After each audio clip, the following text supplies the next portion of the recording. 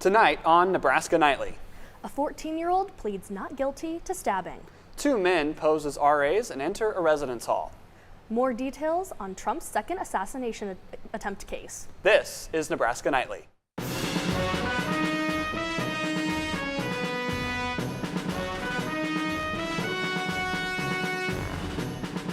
Live from the Don and Lorena Meyer studio at the University of Nebraska-Lincoln College of Journalism and Mass Communications, this is Nebraska Nightly.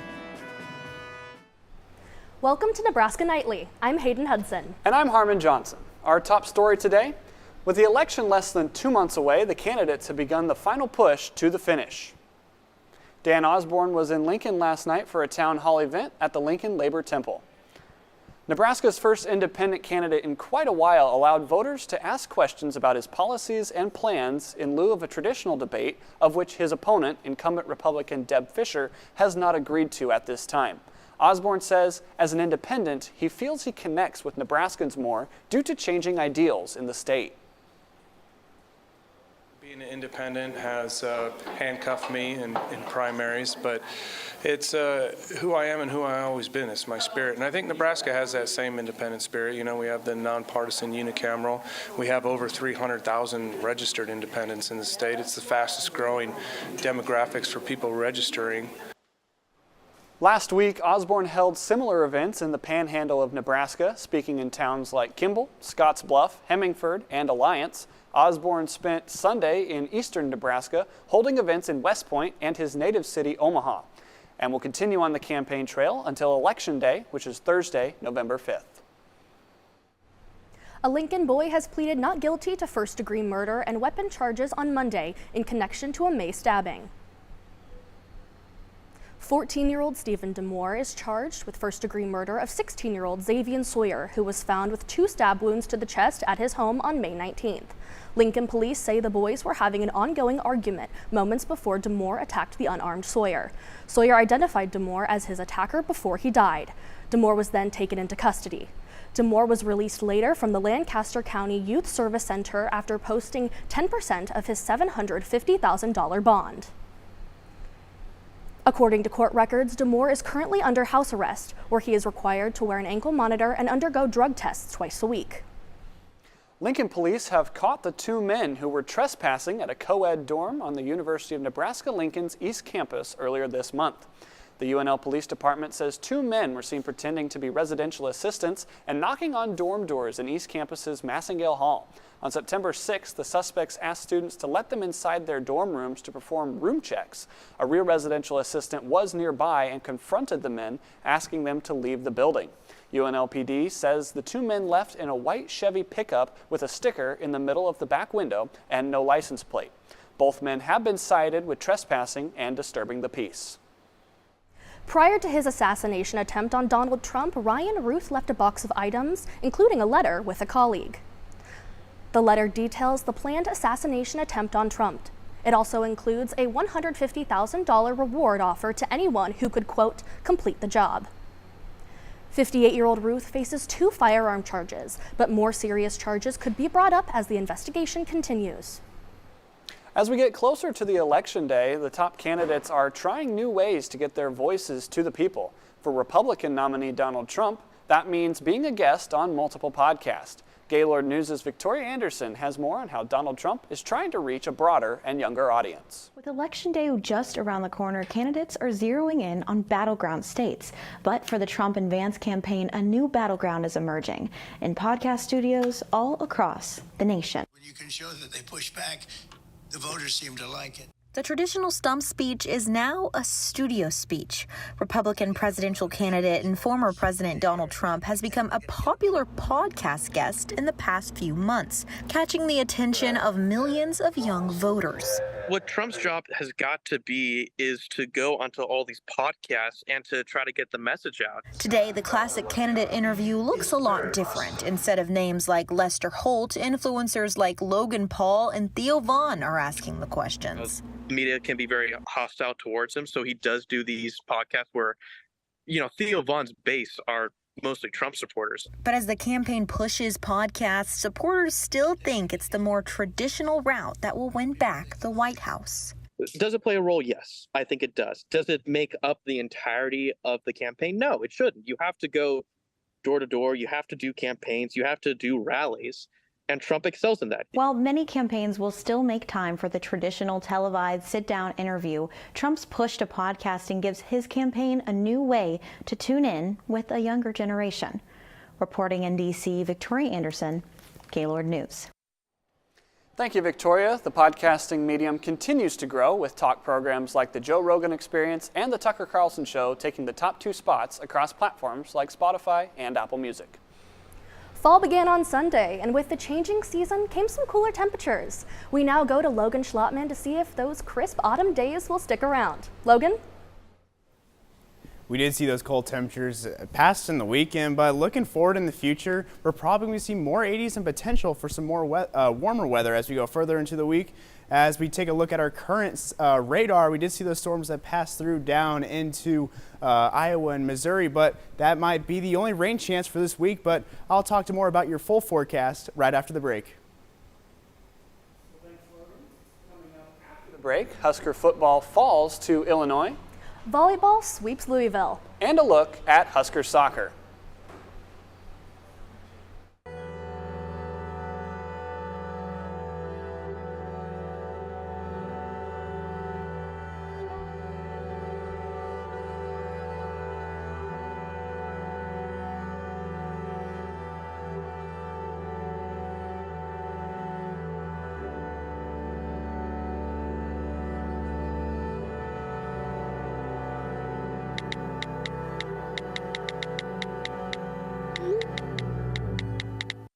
Nearly 1 in 3 Husker students struggle with food insecurity. Husker Pantry addresses food insecurity and a welcoming space by providing free food and personal items to UNL students in need. Due to high demand, the pantry often runs out of essential items. Help keep the pantry stocked by donating the most needed items. From canned food to personal items and cleaning supplies, you can make a difference by donating. Learn how to donate by visiting pantry.unl.edu.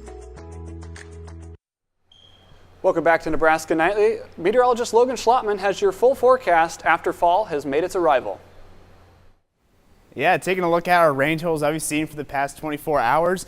Not a lot of central Nebraska or western Nebraska, but mainly over in southeastern Nebraska, where the highest was almost 1/10 of an inch over in Lincoln, where Omaha got 0.02 inches, and same with Grand Island and Columbus with 0.01. As we take a look at our current temperatures across the state, mainly going to be in 70s across the state with 81 over in Lincoln. As currently in Lincoln right now, we do see some clouds that are going over the place, but we have at northwest westerly wind of 15 miles per hour with gusts up to 28 miles per hour with a dew point of 48. So it's really nice outside. As we take a look at our current satellite across most of the state, we do see that cumulus field that we do see. So a lot of clouds covering the area as our current satellite, and radar that we've seen over the past couple hours. We had those rainstorms early in the morning that have made their way down south, but overall, it's been pretty dry and clear for most of the state. As looking in the future with our current NAMS model, we're not going to be seeing a lot of storms. It's going to be completely dry and clear, as we're going to be seeing a high ridge pressure that's going to be bringing in more warmer temperatures and clear conditions across the state.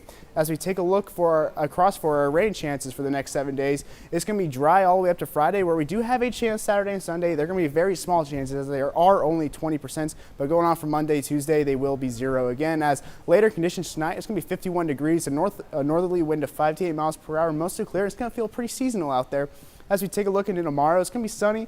We're going to be having a high of 81. Northerly wind of 6 miles per hour, sunny and light variable winds, and we should be seeing those highs hit around probably 4 p.m. As we take a look at the week ahead, lots of sunshine with some clouds over into the weekend to the beginning of the work week, but we should be seeing 80s every day before possibly a cold front comes through and brings 73 degrees for Tuesday. But taking a look at that week ahead, which is going to start around the first week of October, we should be seeing some more seasonally above average temperatures across most of the United States, especially over in Nebraska. We're going to see higher likely chances for more warm weather, but not for rain though, which is probably what we need as the 8 to 14 day. We're going to be seeing drier conditions for most of the Midwest and the West as well. That's all I have for my weather. Back to you.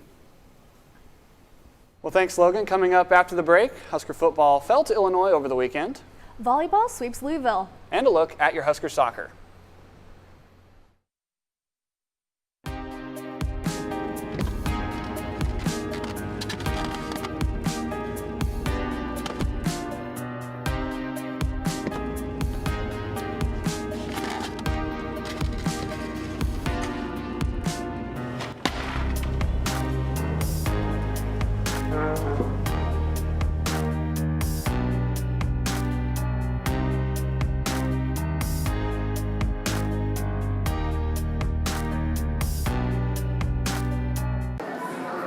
Okay, so how about this much? I don't know. Well, how about this much? I don't know. How about... Actually, I don't know. Okay, maybe this much? I don't know. The very tip of your pencil, a fraction of a raindrop, 3 grains of salt. That's how much it takes for a dose of fentanyl to become lethal. Learn more at realdealonfentanyl.com.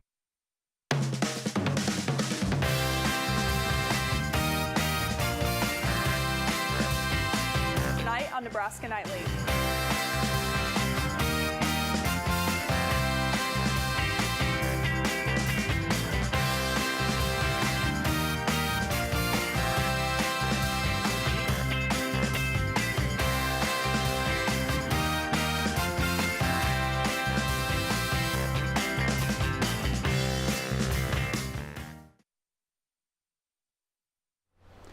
Welcome back. Husker Sports had a busy 3-day weekend on the field. Sports reporter Sarah Pearson has your recap. Sarah? Friday was the 400th consecutive sellout at Memorial Stadium, a streak that dates back to 1962. But on a night that was supposed to be a celebration, it ended in heartbreak for the Huskers. Nebraska and Illinois battling it out in a top 25 matchup. Opening drive, Illini's Luke Altmaier finds an open Pat Bryant to make it 7-0. Still first quarter, Dylan Raiola with a nice pass down the middle to Isaiah Newer. We are tied at 10. Second quarter now, Raiola steps back, drops an absolute dime to Deore. It looks like another touchdown, but after further review, this one's ruled an interception. Later in the quarter, this time the connection is there. Deore gets one back to put the Huskers up 17-10. Back and forth we go here in Lincoln. Altmaier has an easy target, hits Tanner Atkin to knot it at 17. Let's head to the fourth quarter. Nice moves from Janarian Bonner, sneaking past multiple defenders to give Nebraska the lead right back. Not so fast though. Illinois responds. Altmaier with a short throw to Brandon Henderson. It's 24-all. Huskers with a chance to seal the victory here, but John Hull's field goal attempt goes wide. We head to overtime. Illinois starting on offense, and it's Pat Bryant who is going to grab his second touchdown of the day, and that's the nail in the coffin. Raiola is sacked 3 times in OT, and just like last year, the one-score woes continue for the Huskers. They dropped their first game of the year with a final score of 31-24. Sports reporter Gavin Nylander has more from Memorial Stadium. Consecutive sellout, Nebraska hoped to progress to 4-0. It's the same old for the Huskers as they lose 31-24 against Illinois in later time. So there's some things we have to correct, and getting those moments, we have to kind of go make those plays. Make those plays. I thought Sack called an excellent game. We had lots of chances, and I think defensively we have to go back and kind of look and see, hey, are we doing the right things? It's the same preparation every week, win, lose, or draw, and. When you come up short, you really find out what your team's about. So we'll come in tomorrow, watch the tape, Sunday, watch the tape, and get ready to go next week. It hurts because we really just kind of beat ourselves, especially on defense. But what's awesome is that we get to come back next week and clean up a lot of the mistakes that we saw on the field. This makes this their 25th consecutive loss against opponents. Next week, Nebraska's on the road to Purdue and hopes to bounce back. From Memorial Stadium, I'm Gavin Nylander with Nebraska Nightly. Fresh off a sweep of number 2 Stanford at home on Wednesday night, the Husker volleyball team was looking to do it again, but this time on the road against number 4 Louisville in what was the first regular season volleyball game televised on ABC. First set, Huskers up 16-10. Bergen Riley feeds Harper Murray, and she tools the Cardinal block. Nebraska in control early. A little later, good up for Murray, and Bergen is cold as ice with the setter dump. Huskers take set 1, 25-16.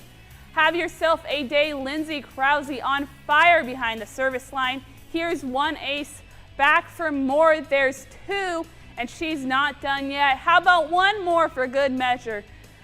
That's 3 aces in a row. Huskers go on to take set 2, 25-17. Nebraska looking to finish off the sweep, and Murray is going to be there to end it with her team leading 11th kill on the afternoon. Huskers win the third 25-20. That secures back-to-back sweeps over a top 5 ranked opponent. Head coach John Cook spoke after the game on the growth of the sport. Here we got women's volleyball now on ABC, especially on a Sunday when there's a lot of football going on, NFL, and it just shows you where volleyball is going. It's growing like crazy, and there's a lot of great teams, and fans love it. Following the Huskers' successful week, they moved up to number 2 in the AVCA rankings. Pitt remains in the number 1 spot as they have yet to lose a set all season. Fellow in-state foe Creighton sits at 6. Nebraska will begin conference play on Friday when they take on UCLA. First serve is set for 7:00 at the Devaney Center. Nebraska soccer concluded a 5-game road trip on Saturday as they faced off with the Michigan Wolverines, hoping to snap a 3-game losing streak.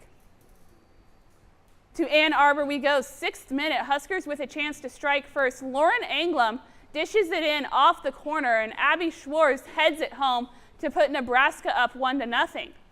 But the Wolverines respond with 2 quick scores of their own to go ahead 2-1.